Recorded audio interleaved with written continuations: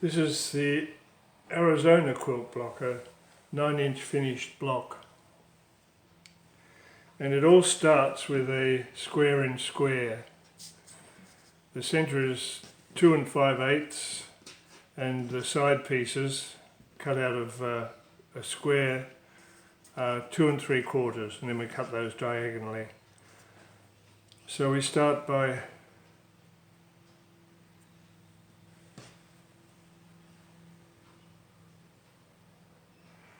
pinching these, putting them on there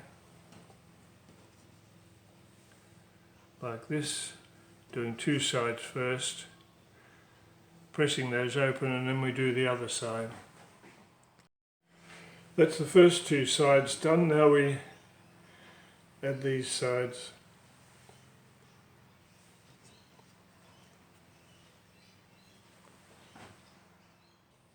Now we trim it back to 3.5, keeping the seam allowance. There's a line that goes through there, goes from one point to the other.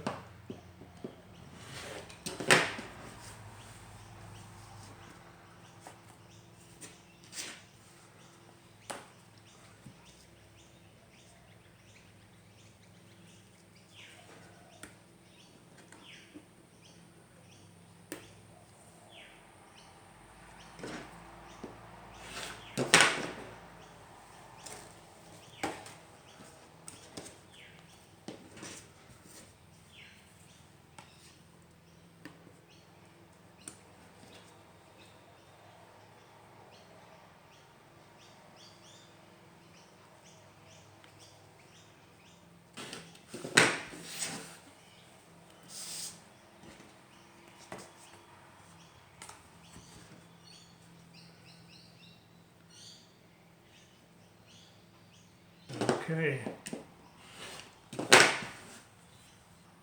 and there we are. Now the flying geese, which I'll explain shortly, go here.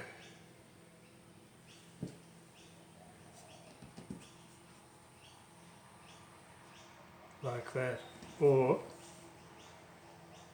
like that, which I think looks better, makes the blue more predominant.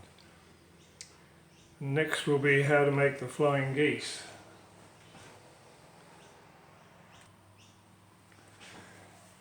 We have 2 flying geese per side.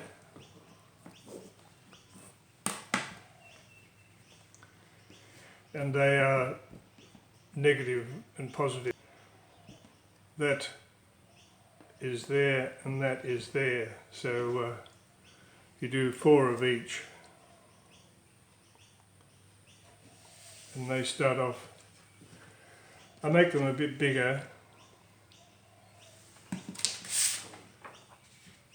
so I can cut them back, because flying geese are not my friend, I've decided.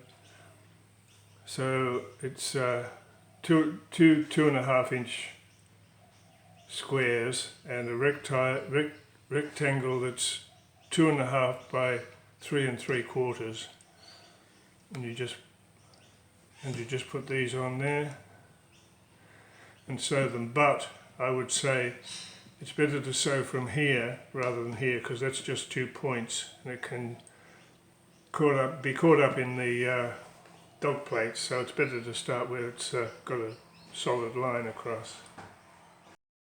Right, we do one side first, stitching it down on this line, then we press it, cut this off, cut the excess off and press it.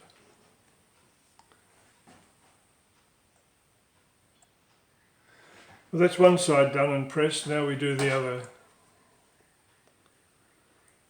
just like that. Right, now you cut off this excess here, just leave 1/4-inch seam allowance. There, it's done. As you can see, it's too big and all the pieces have been cut off at the back.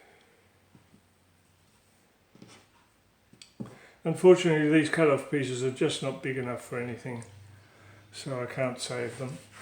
Now, we cut it to size. I use this line, it's the straight line, and I leave the seam allowance at the top.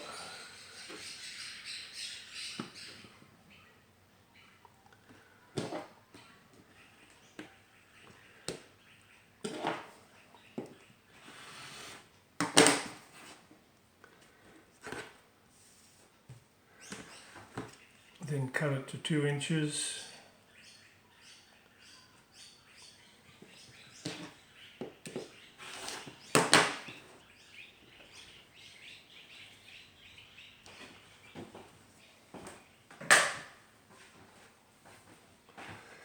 And then cut it to 3.5 this way. I put this marker on it because this rule is a bit sad. So I use this marker to mark the centre.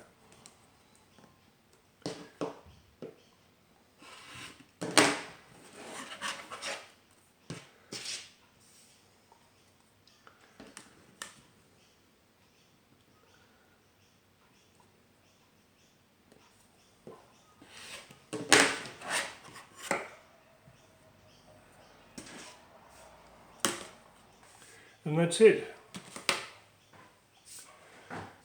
3.5 by 2. And they're all the same, even though there's 2 different colourways. That's the way it's done. The next part is 4 half square triangles, 2 different colours, and face down, facing each other, like so. You draw a line, and then so your seam allowance 1/4 inch each side of that line on each of them. Now we've sewn all those, and we cut them in half along the line you drew.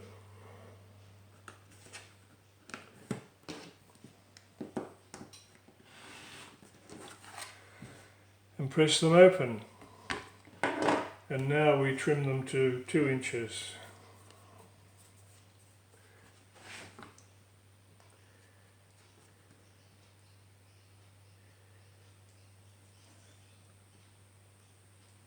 Bearing in mind that I take so long to line up and cut. After all these years, I'm still so slow at it. I guess I like precision or something.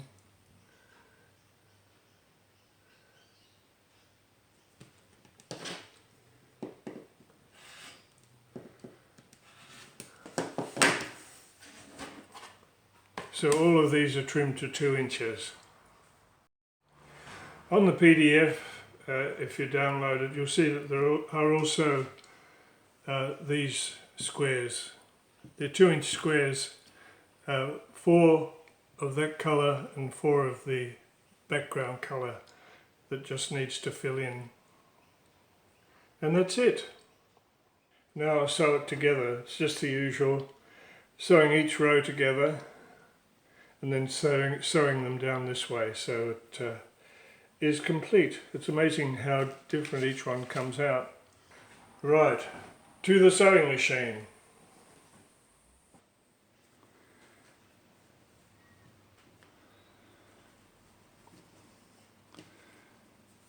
Totally different. I think I like the last one best. I like that, and I like the blue. Not so keen on the other one. If you see cuts in the video as I go along, that's me cutting out me taking so long to trim blocks or units. I really am slow at it. It looks like the video stops sometimes. It's a way I've always been, more so with quilting than with shirts. I used to sew shirts very quickly, but I just think I like to take my time with quilting. Just dawdle along, that's fine. I also have a downloadable PDF of all the sizes of the pieces, which will be underneath the video itself if anyone wants to download it. Well, thank you for watching. I hope you enjoyed it as much as I enjoyed making it. Thanks for watching. Bye.